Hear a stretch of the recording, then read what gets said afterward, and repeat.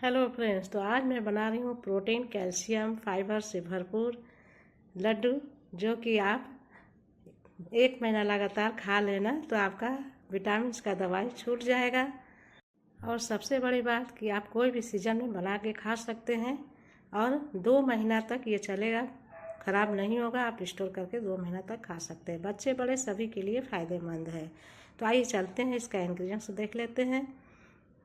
तो यहाँ पे खड़ा मूंग मैंने लिया है, इसको साफ़ कर लिया है, मैंने धो लिया है, धो करके सुखा लिया है। यहाँ पे तिल लिया है और यहाँ पे 100 ग्राम अलसी लिया है। तो 200 ग्राम मूंग, 200 ग्राम तिल, 100 ग्राम अलसी।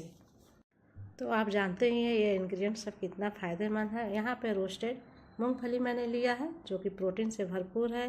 और यहाँ मखाना, ये भी कैल्शियम से भरपूर है। आप तो जानते ही हैं कितना फ़ायदेमंद होता है। आइए चलते हैं, ड्राई रोस्ट करेंगे। ना तो इसमें तेल, घी, ना ही चीनी डालेंगे। बहुत ही हेल्दी लड्डू बनेगा। तो यहाँ पे मूंग को ड्राई रोस्ट करेंगे। हल्का सुगंध आने लगे, सोंधा सोंधा, बस गैस को ऑफ कर देना है।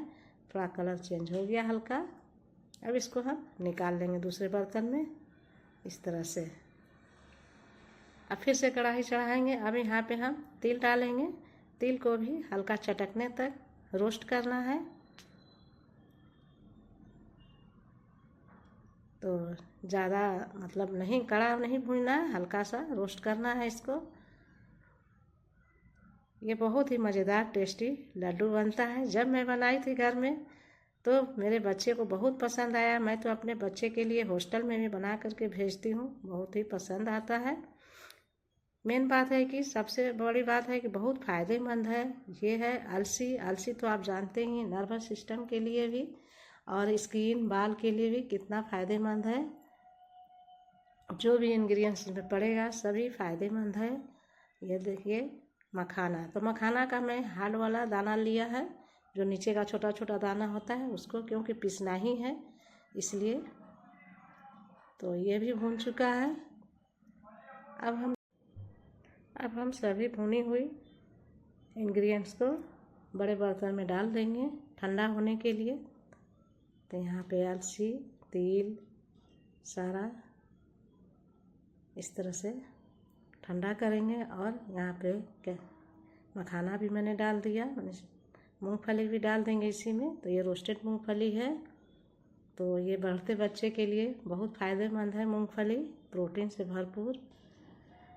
और इस तरह से इसको ठंडा होने के लिए छोड़ देंगे।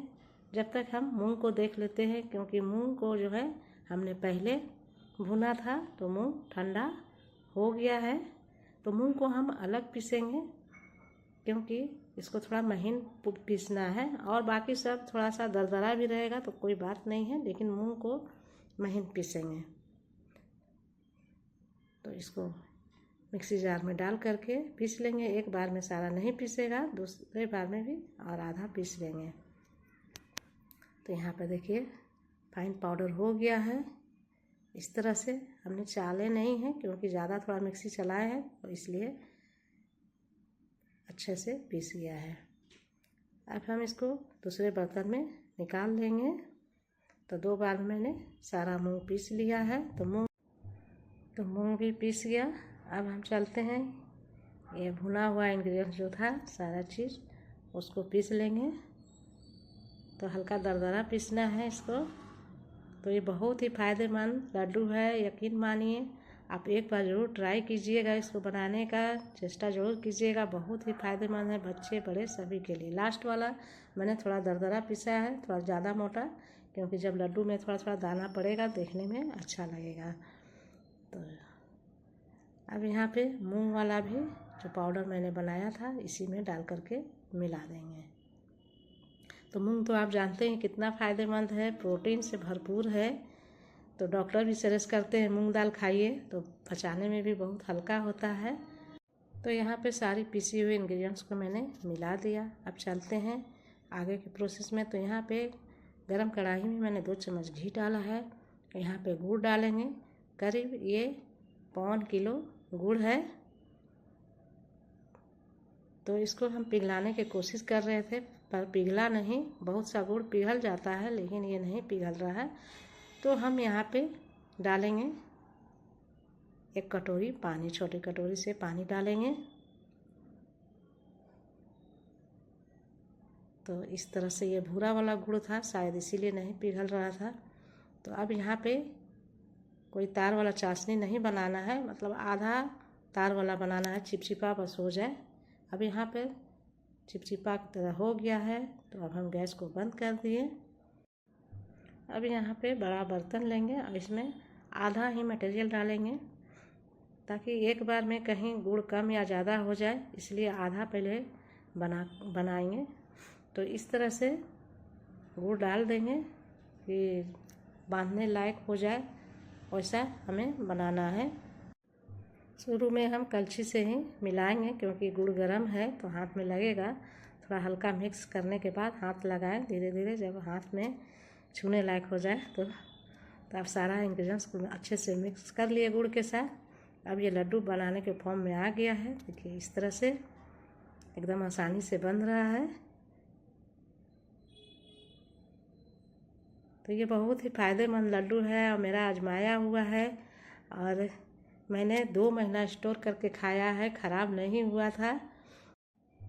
तो देखिए कितना अच्छा लड्डू बन गया है। अभी मैं तोड़ के अभी दिखा रही हूँ। देखिए एकदम सॉफ्ट है और हार्ड ज़्यादा भी नहीं होता है, बच्चे बड़े आराम से खा लेंगे।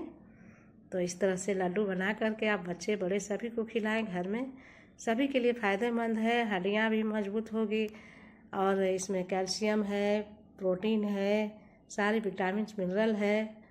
तो इस तरह से बना करके हेल्दी लड्डू खाइए और स्वस्थ रहिए, और दवा के जगह आप 2 लड्डू खाइए। तो इससे मेमोरी पावर, बाल, स्किन और हड्डियाँ कमज़ोर हो रही हो तो वो सब भी ठीक हो जाएगा। इस तरह से घरेलू उपाय से आप अपने विटामिन की दवा छुड़ा सकते हैं।